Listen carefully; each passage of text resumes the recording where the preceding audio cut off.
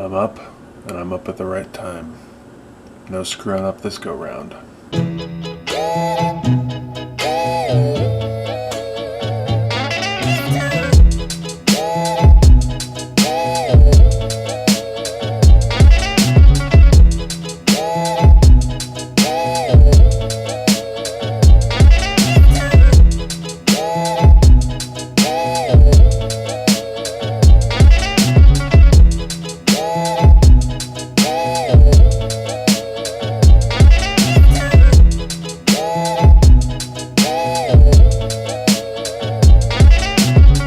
I try not to be a complainer about what kind of planes I fly on, but I'm not a huge fan of prop planes. The noise is deafening. Not even my noise canceling headphones can get past it, but I'll survive. I'm a big boy. Thank you.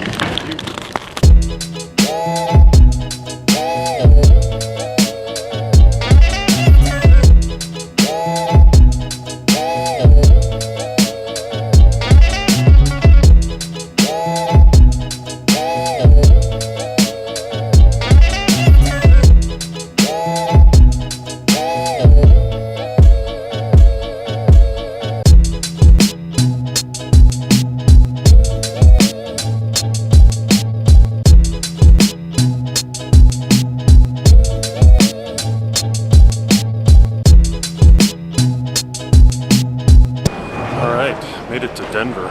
This is my favorite airport to hang out in, truly, honestly. Ah, crap. Thought this was my gate. Oh, dang it. Where am I supposed to be? Let me check. B21? B21. Okay. Guess I got farther to go.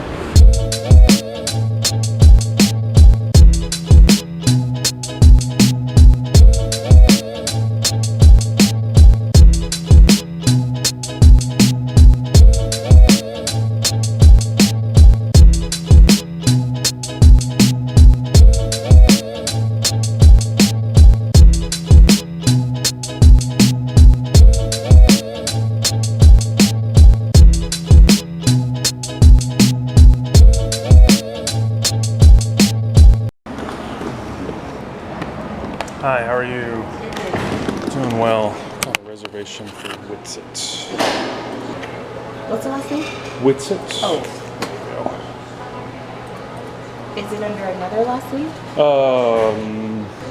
Might be under Senate of the Sun, maybe? Presbyterian Church? Oh, you're kidding me. Do you have the address of the... Oh, I thought I did. So I get to my hotel only to discover I'm at the wrong hotel. That's nice. That's just nice. Yeah, I really thought I was smarter than that. I've never done that before. I feel like a moron. Plus, I think I'm gonna be late. I've been being late a lot, and I don't like being late. Late does not make me happy. Late makes me irritated.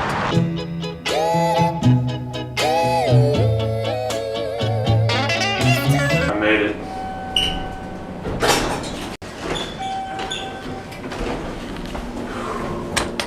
Alright, checked in, requested another Uber, my third of the day, and I'm heading over to the Senate of the Sun office where all my colleagues are, all my stated clerk colleagues. Here's what I'm doing this week.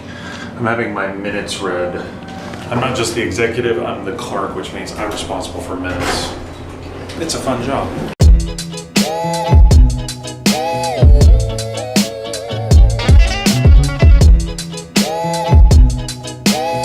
Awesome, thanks my man. Presbyterian Mission Center. That's where my colleague Val works. Back into the left. Back into the left, thank you.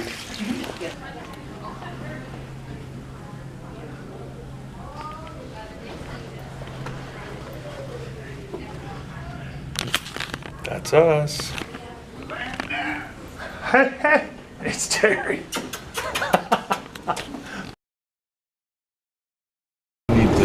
We need to exercise, Terry. I'm just about to the point where I'm ready to get back on the bike. But it's, you know. I am too, but coming out of the Waffle House, I sprained my ankle. And it's really irritating because I got all this winter riding equipment. Oh my God. Don't sit on the... Hey Scott, look who I found. Hey! Look, I found Pam, Scott. Scott, it's Pam. Scott, it's your wife. Scott!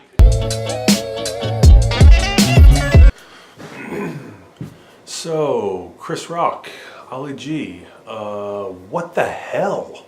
All right, I admit it, I watched the Oscars last night.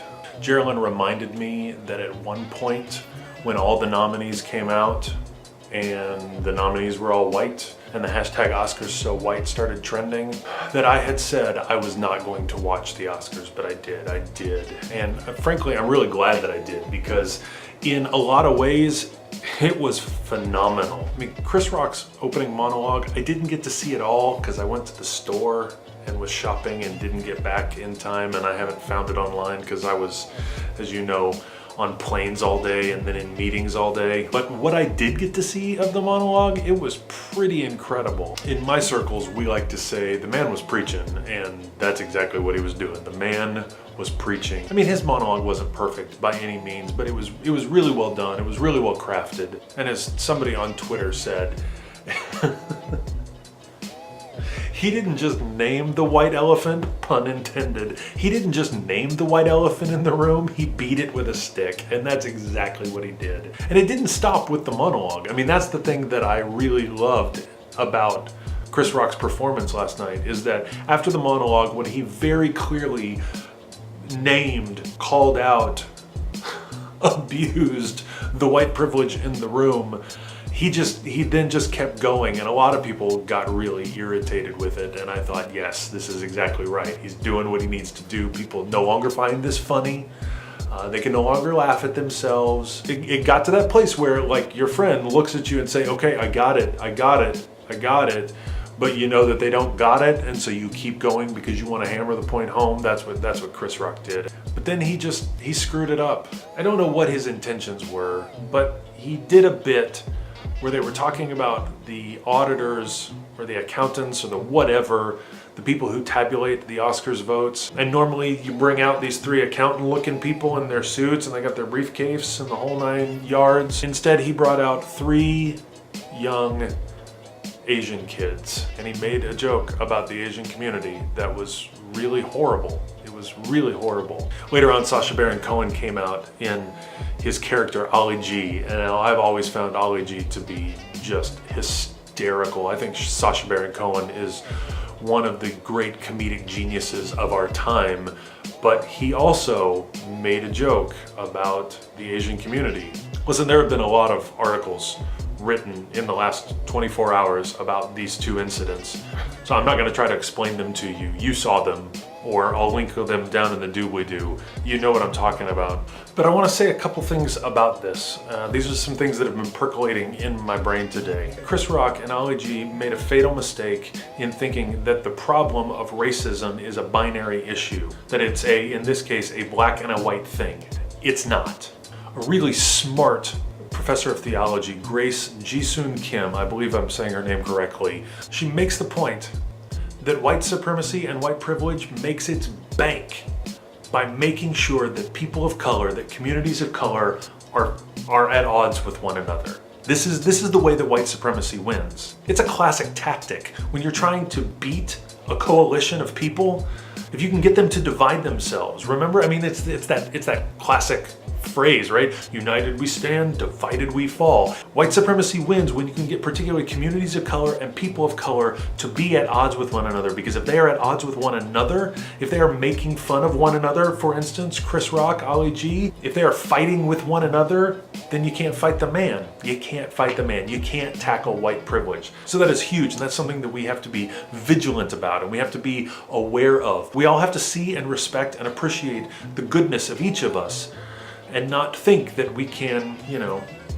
it's like that old joke about the 2 people out in the woods hiking, and they see a grizzly bear off in the distance, and so they start running away, and then one of them stops and takes some running shoes out of their pack and puts the running shoes on, and the second person looks at the first person and says, "What do you think you're going to be able to outrun the grizzly bear?" And the first person looks at the second person and says, "I don't have to outrun the grizzly bear, I just have to outrun you." That's the way this works. That is the trap that Chris Rock and Ali G fell into. They thought that all they had to do was outrun the Asian community in this whole race about race. I've done a lot of work in my own life about race, but I still know just enough to be dangerous. So I'm gonna point you to people, links down in the doobly-doo. I'm gonna point you to people who can say this much better than I can. The place where I feel most qualified to talk is about Chris Rock as an artist, as Ali G as an artist, these people as artists.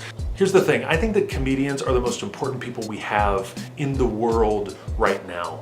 I mean, last night I saw three guys, Chris Rock, Ali G, and then my favorite comic on the planet, Louis C.K., deliver, in some cases, very blistering critiques of what was going on there at the Oscars.